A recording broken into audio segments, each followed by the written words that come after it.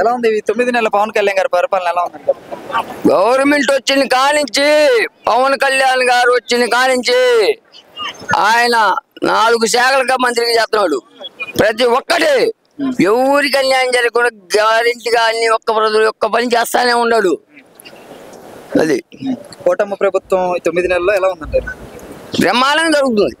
మళ్ళీ జగన్ గారు అధికారంలోకి వచ్చే అవకాశం ఉందంటారు? అవకాశం కాదు లేదని చెబుతున్నాక నేను. నెక్స్ట్ చదువుతున్నాడు కదా, నేనే గెలిచేది 30 సంవత్సరాలు నేనే అంటున్నాడు కదా. 30 సంవత్సరాలు కాబట్టి 40 సంవత్సరాలు అని చెప్పుకోమని. నెక్స్ట్ సీఎం అయిపోతాడు. ఇప్పుడు డిజిపోయిన సీఎం నెక్స్ట్ సీఎం అయిపోతాడు పవన్ కళ్యాణ్ గారు. నెక్స్ట్ సీఎం అయిపోతున్నాడు కొనదల పవన్ కళ్యాణ్ గారు. దానికి నేను హామీ ఇస్తా. కొనదల పవన్ కళ్యాణ్ గారు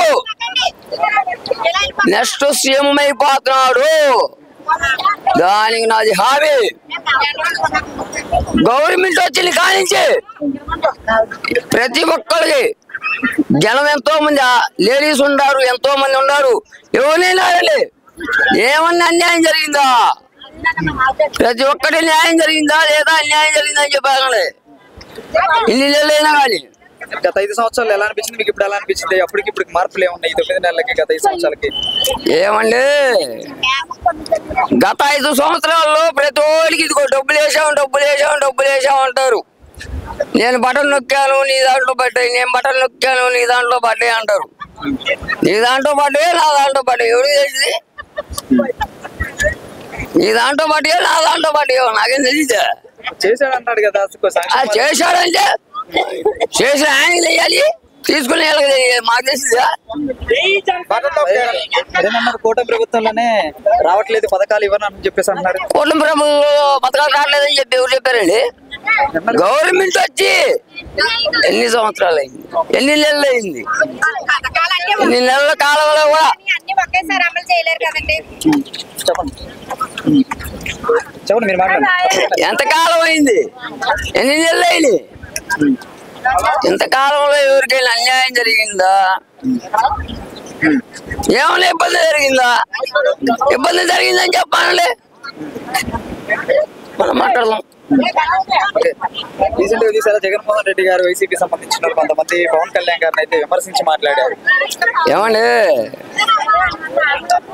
10 సంవత్సరాలు దత్తపుత్రుడు అన్నాడు, ఆ పుత్రుడు అన్నాడు, ఈ పుత్రుడు అన్నాడు. వాడు ఎదవా, అది శవం కాబట్టి వెనక్కి తగ్గకుండా ఆగింది.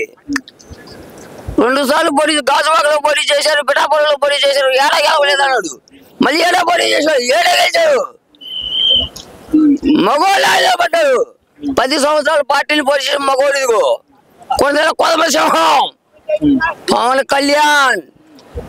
దానికి నేను హామీ ఇస్తా. వైసీపీ ఎమ్మెల్యేలని చూసారు కదా రీసెంట్ గా అరెస్ట్ చేస్తున్నారు అంటున్నారు. నువ్వు మట్టి అమ్ముకుంటే నేను అరెస్ట్ చేయక నేనేం చేస్తాను?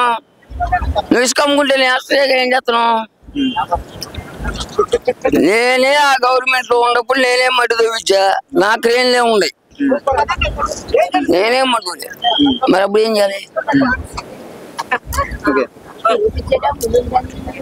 పాపం పెరిగినప్పుడు మూట కట్టుకోవాలిగా.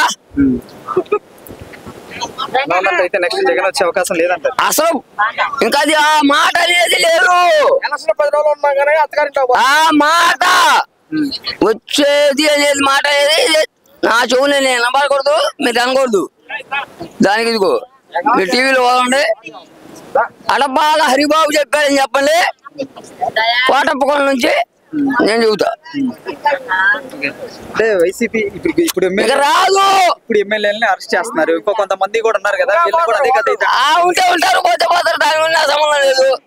ఇప్పుడు ఆల్రెడీ పోయారు, అందరూ పోతారు, దాని గురించి నా సంబంధమే లేదు. ఎవడు దొంగతనం వాడు చేసుకుంటే వాడు బాతాడు, ఎవడు పాప వాడు మూట కట్టుకుంటే వాడు బాతాడు. తప్పు చేసినోడు ఎవడైనా అనుభవించాల్సిందే, అది నా లెక్క. ఒక మాటలో చెప్పండి, పవన్ కళ్యాణ్ గారి గురించి ఏం చెప్తారు? పవన్ కళ్యాణ్ నెక్స్ట్ సీఎం అవుతాడని చెప్పి నేను నమ్ముకునే సింగరకొండ పిల్లలు చూస్తున్నా. నెక్స్ట్ సీఎం అవుతున్నాడు, అది నాకు కావాల్సింది.